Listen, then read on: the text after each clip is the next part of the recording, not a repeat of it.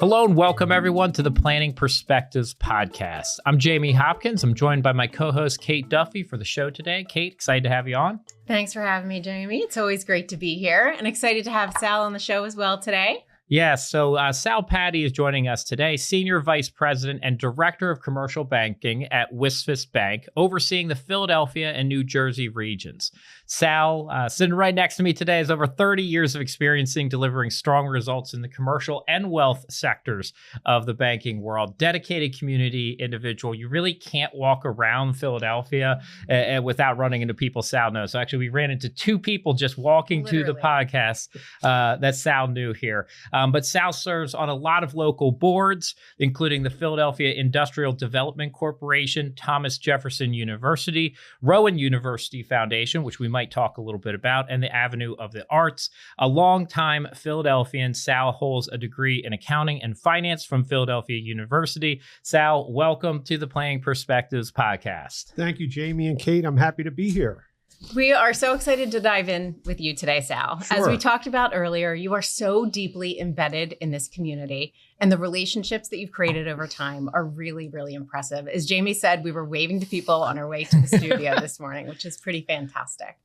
So tell us a little bit about your history in Philadelphia. You haven't been born here, but you have really created a community like no other for yourself in this area. Yeah, so I'll start by saying, I was born in Palermo, Sicily, and immigrated here with my mom and dad and my grandparents, my mother's mother and father. We settled in South Philadelphia, and my dad was a cabinet maker, and my mother was a seamstress, an invisible weaver. And we arrived here, my parents always instilled in me the importance of being integrated into the community. My father would always say, you have to surround yourself with people that are better than you, because that's how you learn, right? And it's really about giving back, right? Don't forget where you come from and always give back. And I've been fortunate throughout the years, based on those values that have been taught to me, to be able to build such a great connector bridge in this community here that I'm very proud. I'm proud of Philadelphia. I'm proud of still being here, and then through the years to be able to impact not only the community, but also to impact our clients and how they grow and prosper. Because banking is really a relationship industry. We talked about this a little bit earlier. It might start with transactions, but it is all about the relationship building that we do. So Jamie had mentioned you went to Philadelphia University. Talk to us a little bit about your experience there and how you ended up getting into banking. Well, it was a great experience. And I'll also say that, I was really a very quiet person in school. And people can't believe that today, but it wasn't until I really got comfortable, and my mentor said, "You have the ability to connect, right? You have to do it and have that confidence." But Philadelphia University was really the start for me. It was a great university, basically, where I majored in accounting and finance, and originally, numbers is what I like, right? And I got into it was in public accounting for a few years, right? And then really got into banking through asset-based auditing, where I got to see what companies are really doing, right? And then from there, I moved into workout, where I saw we make a loan and it goes bad. So you see the good and bad there. And then eventually they said, I think you have the ability to be on the line side to be able to help grow the business in commercial banking. But it really started at Philadelphia University, and I had a great professor and mentor there that brought me in and said, Sal, you have the ability to do a lot of different things just outside of accounting, and finance is the area that I want you to also, have a major into. So, Sal, so you are known as a connector. Tell us how you built that reputation, and was it intentional? That's a great question, Kate, because I really value the connector bridge that I've built, and I instill that in my leadership skills with the team. And I remember when I first got into the commercial banking space, I had a really great mentor that sat me down and said, Sal, in order for you to be successful in this business, it's all about trust and relationships. And in that trust and relationship, it's going to take a lot of time for you to build out your network And as you continue to build out your network, that network will basically come back to you at some point. So what I found is that, being involved in boards, right?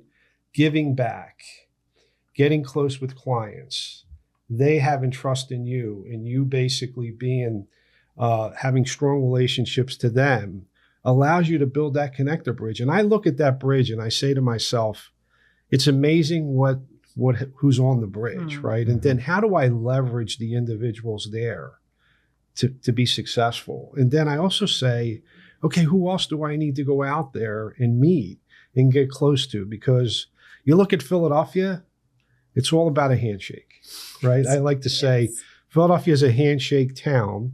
We've gone through a lot, but at the end of the day, it's how do you connect the dots with the individuals around you? And I'm really proud of that, because that's basically allowed me to grow and prosper in the region here. And at the end of the day, that's been successful. And how do you balance that? Because your role at work is demanding, and then there's a lot of other things that you do. There's a lot of boards that you're on.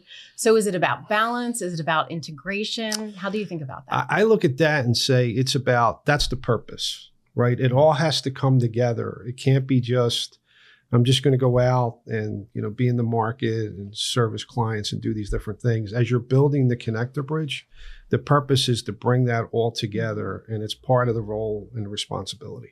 So it's intentional. Yes. Well, I think that's you're talking about some of the fun parts of it, but you did bring up earlier, right? You didn't always feel comfortable about yourself and being out there. So maybe what are some hard lessons you learned on building networks or developing, or even just being comfortable with being yourself and a personality? Yeah, Jamie, that's something that I always struggle with, right? Because as you grow and prosper, right, you sort of look at yourself and say, what do I need to do differently? Yeah. Right. And, I have a tendency to, look at myself and say, okay, these are the areas that I need to improve. But from a mentor perspective, everyone says, just be yourself. Right. Because when you're yourself and you give back the way you give back, people will trust you. They'll respect you. And we have a tendency, especially, you look at corporate America, you just want to make sure that you're integrated properly. But at the end of the day, it's about, pretty much earning the trust and being respectful of others. Yeah, I think one thing I struggle with in that side of things is I tend to compare myself to everyone in every aspect of life. So when I look at Sal, I'm always like, Sal knows everybody. Like, how do I become as good of a networker and connector as Sal? But then, we'll run into somebody else and like they make the best bagels because we went to a bagel shop. Yeah. You're like, well, like, why aren't my bagels as good as that guy's? But it's the only thing that guy does, right? Is he makes bagels. And then, I'll look at somebody online and I'll be like, wow, like, how are they so good at social media? Like, I want to be as good as them. And then, Kate, and you'll be like, well, Kate's really like friendly and everybody likes her. Like, why didn't everybody like me like they like Kate? And I do that in every aspect of my life. And I think that part can be really demanding. And then, it's kind of letting go of some of that sometimes and saying like, no, it's okay that like whatever I'm good at, like it's okay. Well, Jamie, I got to tell you, you told me talk with my hands. I love doing that. I know. But you know how many people say you talk with your hands, Sal, you got to stop. So I go like this. No. So speaking of that too, so TED Talks, the most watched TED Talks is almost directly correlated to how much people move their hands. So they can actually correlate number of views to how often people move their hands. Right. So the people who sit and hands are behind them like this, actually hands behind you creates a sense of distrust naturally, right? They teach that in some of our behavioral classes because, you're like, well, what are they hiding, right? So your hands out in front. So you got to be yourself. I have to be myself. I'm Sal. Be yourself, Sal.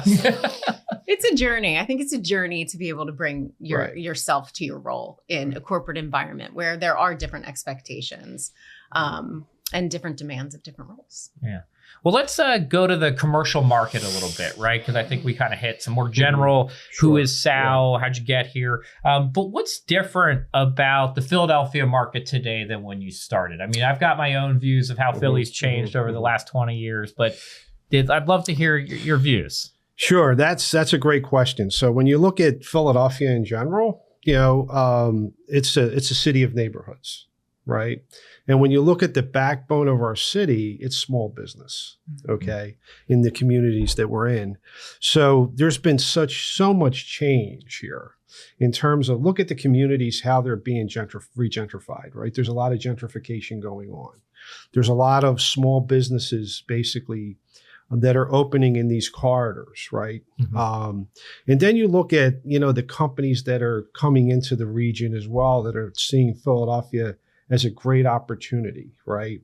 Like I'll point to our industrial parks, and the one area that is amazing to where things are at today is like the Navy Yard, right? Just think about 25 years ago at the Navy Yard. They just, you know, the Navy was there. They were basically making ships and doing things, which they still do. And today, that becomes a hub for residential soon. And then that also becomes a hub for life science, right? So you look at these industrial corridors, there's just so much opportunity there, right? In terms of how Philadelphia is basically regentrifying from a corporate standpoint and the opportunities that are there. So, you know, communities are changing. Small business is the backbone, but at the end of the day, there's lots of opportunity here for growth. What's one trend in Philly you've been paying a lot of attention to? I mean, you mentioned how the communities have shifted, they're molding, you know, some are growing, and, you know, an area you used to call one thing, maybe everybody doesn't call it anymore. Cause I remember like Brewery Town, and then like Brewery Town kind of had like used to be a really big area and then kind of almost went off the map and has kind of had a revival again here recently. Yeah, because what happens is once that, you know, gentrification begins, and then, you know, people are moving to those areas, it gives those businesses the opportunities, whether it's a restaurant or a shop, to open up there. And then there's a need for people to want to be there. So there's a big change there. And Brewery Town is an area that is going through a lot of change. Fishtown is another area, right? Yep. And there's like, if you look at south of here, there's parts of South Philadelphia that there's a lot of great opportunity in gentrification there. And that will continue. I think that's an area of what, like I like to say, is growth, right? So in thinking about these small businesses and the way that we help our clients through our work, talk to us a little bit about why it's so important to have a really strong relationship between business owners and their commercial lenders. So that's all about trust, right? Because when you look at the business that we're in, you're building that relationship, and it's really making sure that those business owners and clients are able to trust you, right?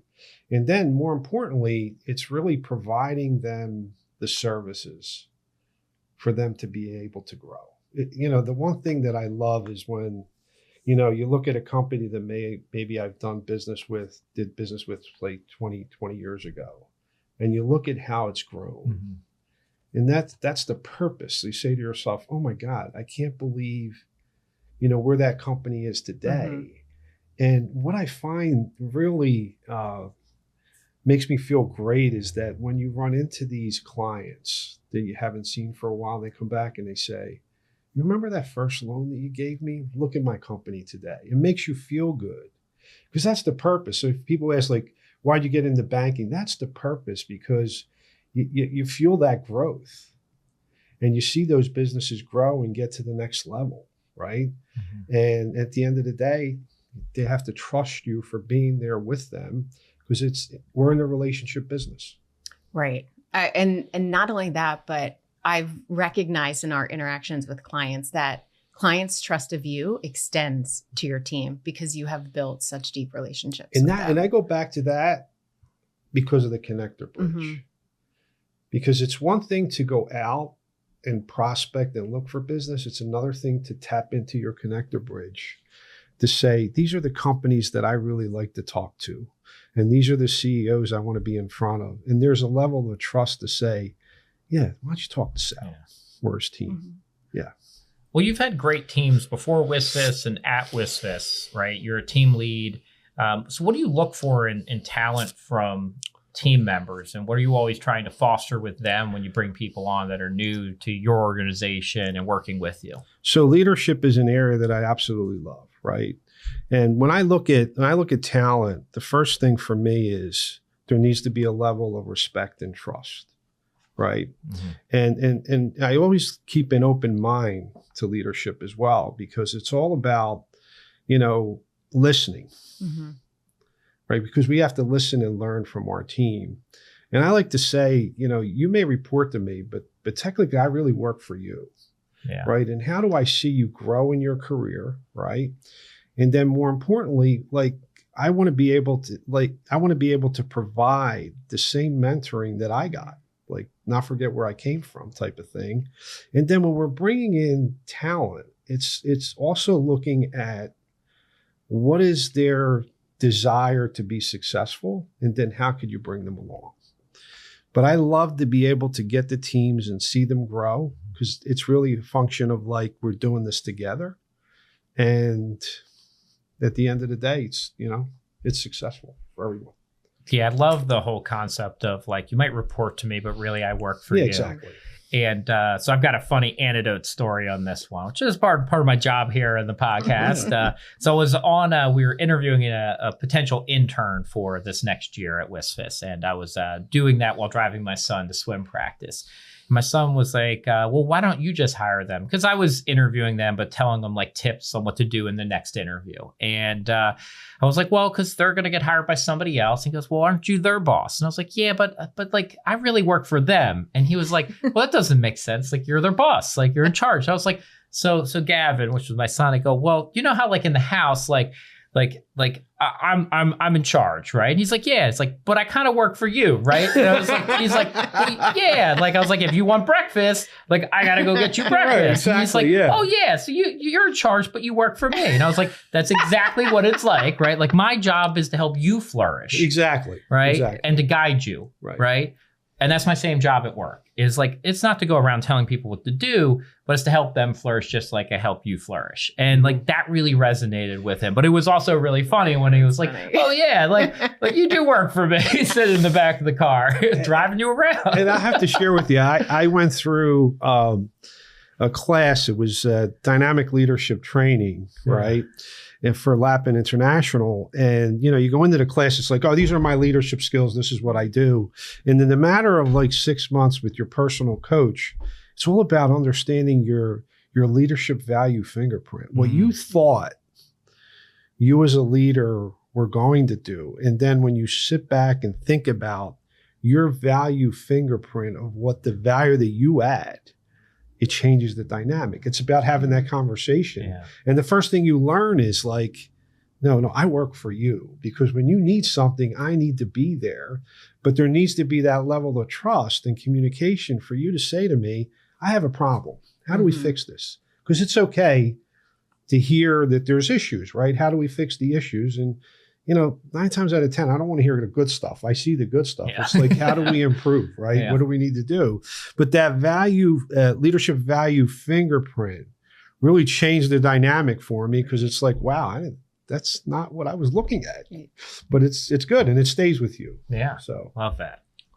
So what keeps you motivated after being in the industry for so long? I mean, it's obvious that leadership and your team is motivating, but what else is there that you could share with us?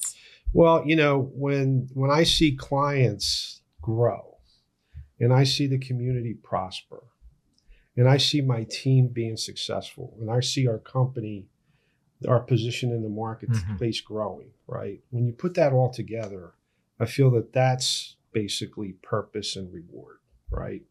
And for me, the other thing too is how when you're giving back, you're being impactful, right? And when it's really the feedback that you get in doing this is what's rewarding as well, right? When you're running into people and they're telling you, hey, by the way, I still remember, what you did for me 20 years ago. Right. That makes me feel great. It makes me feel like you don't think at the time you were impactful, but they don't forget. Well, I'd say the last year, there's just been a lot of change in the economic climate. I mean, good, bad, indifferent, but a ton of change, right? From tariff conversations, tax laws, government shutdown, inflation. But, you look around and businesses are growing. Earnings season in 2025 was really strong when you looked across like the big companies. So what are you seeing, though, that business owners you think have done really well this last year in the current economic climate? When you're talking to clients, like what are they doing that's setting them up for success? What do you think's working out there today? Well, what I'm seeing is that clients, there's concern, right? To your point, all of these economic factors are affecting them, but they're sitting back saying, okay, I've been through many cycles. Yeah. And the one thing you learn as a banker, the hardest thing is going through the different cycles and being honest with clients, especially when they're having a tough time. It's saying, these are the things we could do. As they go through different cycles in their industry, they're saying, okay, I have to find a way to pivot, but I have to understand how I do that. And what you find is those clients that strategically have set themselves up to be able to make the changes given the economic conditions that we're in will be successful, right? Where you have others that are saying, I may need to innovate my business differently because of the climate that we're in. Like we're hearing a lot about AI, and it's amazing. Like I went to a board meeting yesterday and they were talking about how AI is impacting the medical industry and hospitals and how, things are getting coded type of thing. So as a business, you have to say, how do I integrate and understand that? And how efficient is that going to make me, right? When you look at tariffs, it's like, okay, so what is the real impact here? And then what does stabilization look like for me to be able to say, do I pass this on? Yeah. Or how do I, reorganize my business to be profitable? So. Yeah, the AI, all I hear about is AI adding efficiencies. And then I heard a speaker last week, and she had one of the best lines. I might mess it up a little bit, but she's like, are you going to be efficient or good? And I thought it was such a good line because what she was talking about was marketing and people doing videos and everybody's doing AI. And she's like, and I'm watching all these and I don't think any of them are good anymore. She's like, because everybody's sounding the same. You look at online posts, nobody sounds any different. Your emails are all going to become the same because they're all going to be written by the same thing. And she's like, but that's efficient, but it's not very good. And that at some point, right, you are going to have to layer back in, right, your personality, your thoughts to differentiate when, everybody has access to this. Well, then everybody's going to be the same. So how are you going to stand out? Jamie, it's really simple, right? What we're talking about is, that's the AI part of it. Yeah. But when you get into establishing relationships and trust, AI can't do that. It's us. We have to do that. So your point, you got to go back to the common sense factor. That's going to be okay to a certain extent, but at the end of the day, it's really establishing trust. The human component is really yes, important. I'm not sure it'll get written out of Yeah, this. I know. I mean, at the end of the day, we all want to be seen, heard, and acknowledged. And we do that for each other in person. Right. And I've said it before on the show, and I'll say it again. It's my big AI hot take, which is I actually think AI is going to create more in-person meetings again, that people are going to go back to getting together in person because we're going to lose trust with online videos and emails. And every email we get now, we have to question, is this even a real email? Phone calls being the same thing. So what I actually see happening is people say, like, I need to have that connection. I need to be able to trust the conversation I'm having. And I think we're going to see a shift back to more in person, that AI is actually not going to create this more digital kind of relationship environment. It's actually going to pull back. I think one of the best statements around AI is AI adoption will only move as fast as the speed of trust. And I think it's going to be really hard in that space. Very important with that. So I agree. So as we wrap up here today, we always ask our guests, what is one of the best pieces of advice that you've ever received, or one that you always give to others? Surround yourself with people that are better than you. I have to go always back to what my dad always said, right? And then more importantly, it's like, how do you basically give back, right? Don't forget where you come from, but how do you give back? And then more importantly, how do you impact others in doing that? And Sal, it's very evident that you have given a lot back to the community, both personally and professionally. Yeah, proud of that. Well, I did a good job surrounding myself by people better than me today. I got Sal on my right, Kate on my left. So I'm honored to be here with both of you. And we have such great organization. We do. Roger We do. and Art, leading our organization. Jim Wexler over commercial is a great partner. I feel proud every day that we come in to the office and what we do and give back. The SNAP benefits looked a little scary out there recently, and the organization rallied and gave a lot of money to local food banks to help out. And that's like that day, like you woke up, you got that message from the organization proactively before any of this stuff occurred. And like, you're just really proud to be part of an organization that was thinking about like, how do we make sure everybody's going to be taken care of in our community? And we have such an incredible position in this marketplace to grow. Yeah. Given our brand, given our leadership and the team, there's just so much here for us to be able to take the company to the next level. And I'm just honored to be here. So. Well, on that note, that's a great close. Kate, Sal, thank you for being on the show today. Thanks again. So much fun. I imagine we're going to run into 3 more people when we leave the studio that you know. Maybe 5. Maybe 5. I undershot it there. So we're going to get Sal went over under on 5. But thank you everyone else for joining in this week to listen to the Planning Perspectives podcast. Don't forget to subscribe and follow us on your favorite podcast platform so you never miss an episode. Thank you for listening to the Planning Perspectives podcast. Don't forget to click the follow button to be notified when new episodes are available. Visit our website at www.bmt.com or call us at 833-973-7633. The opinions voiced in this podcast are for general information only and are not intended to provide specific advice or recommendations for any individual. To determine which strategies or investments may be suitable for you, consult the appropriate qualified professional prior to making a decision. Investments, not a deposit, not FDIC insured, not insured by any federal government agency, not guaranteed by the bank, may go down in value.